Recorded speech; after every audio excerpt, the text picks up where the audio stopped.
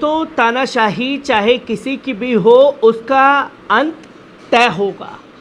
और ये खास तौर पर करके दिखाया है बांग्लादेश के युवा छात्रों ने, जहां 15 साल से लगातार सत्ता पर काबिज शेख हसीना की सरकार को सत्ता से उखाड़ फेंका।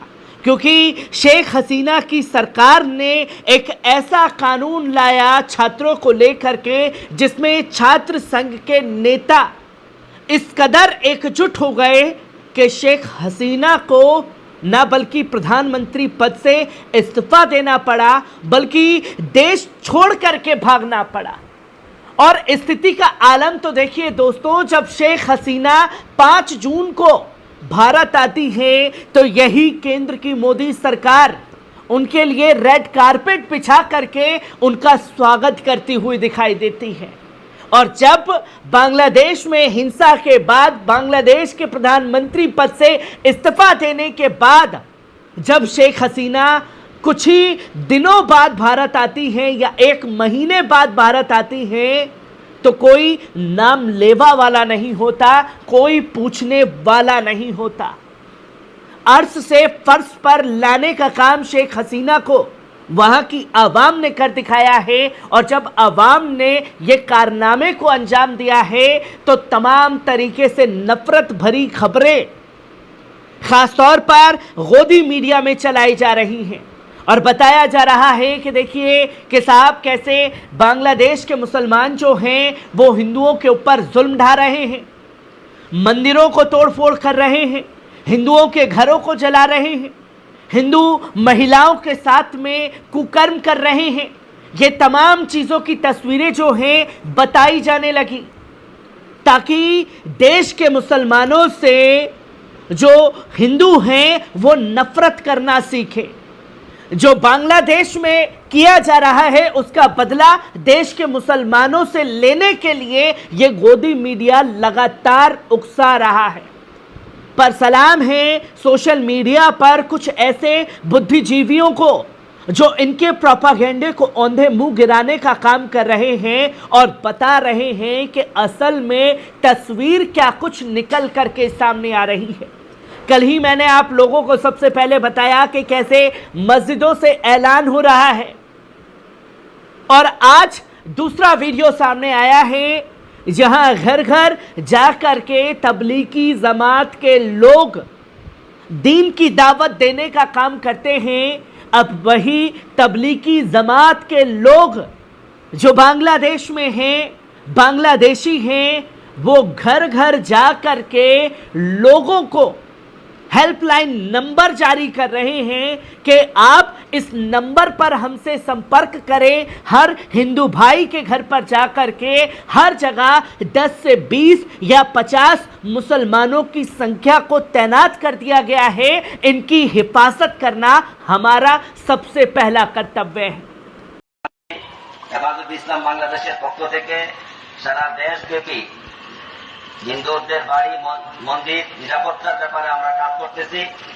আমরা আপনাদের সাথে শুধু 1 মিনিট কথা বলে আমাদের নাম্বারটা দিয়ে যাব। গেট খোলার কোনো প্রয়োজন নাই, গেটের ভিতরে আপনারা আমাদের নাম্বারটা শুধু নিয়ে নেন। আমরা অত্যন্ত বিনীতভাবে একবারে নিরাপত্তার পরিপূর্ণতার সাথে আস্থার সাথে আপনাদেরকে আশ্বস্ত করতেছি, আপনারা গেট খোলার দরকার নাই, ভিতর দিয়ে। तो आपने देखा कि किस तरीके से वीडियो सामने आया है जहां तबलीगी जमात से जुड़े लोग अपने हिंदू भाई बहनों को बचाने के लिए एक बेहतरीन मुहिम चला रहे हैं, जहां 50-60 लोगों की संख्या में वो मुसलमान खास तौर पर जा रहे हैं, अनाउंसमेंट कर रहे हैं, हेल्पलाइन नंबर जारी कर रहे हैं, ताकि किसी तरीके से कोई अड़चने जो हैं वो उन लोगों को ना आए।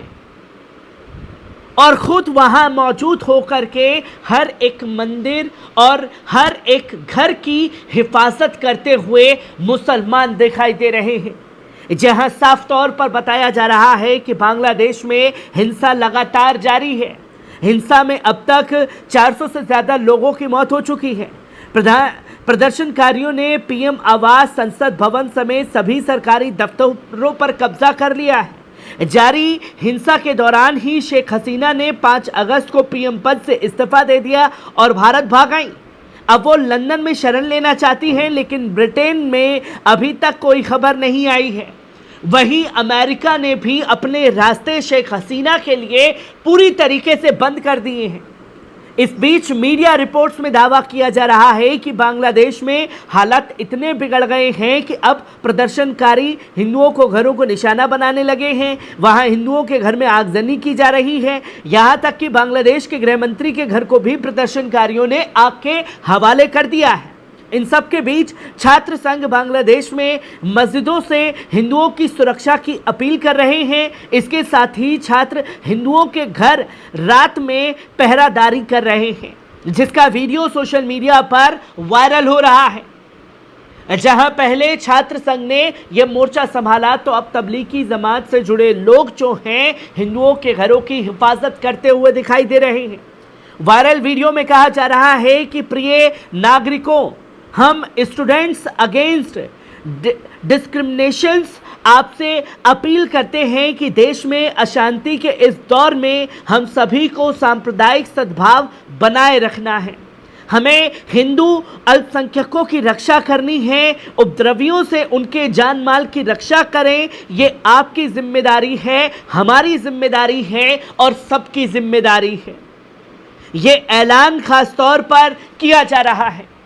वहीं हिंदू फ्रंट के मुख्य नेता ने भी सामने आकर के साफ तौर पर इस खबरों का खुलासा किया कि जिस तरीके से खबरें खास तौर पर इंडियन मीडिया में चलाई जा रही हैं कि मुसलमान ये कर रहे हैं, मुसलमान वो कर रहे हैं, पर उन्होंने साफ तौर पर कहा कि मुसलमान यहाँ हम लोगों की हिफाजत करने के लिए रात रात भर पहरा दे रहे हैं और कई रातों से जागकर हमारे मंदिरों की भी हिफाजत कर रहे हैं। और खुद हिंदू फ्रंट के नेता सामने आकर के इस बात का खुलासा करते हुए दिखाई दिए, जहां यह बताया जा रहा है कि बांग्लादेश सरकार ने स्वतंत्र सेनानियों के परिवारों को 5% रिजर्वेशन देने का ऐलान किया था। सरकार के इस फैसले के खिलाफ स्टूडेंट्स प्रोटेस्ट कर रहे थे।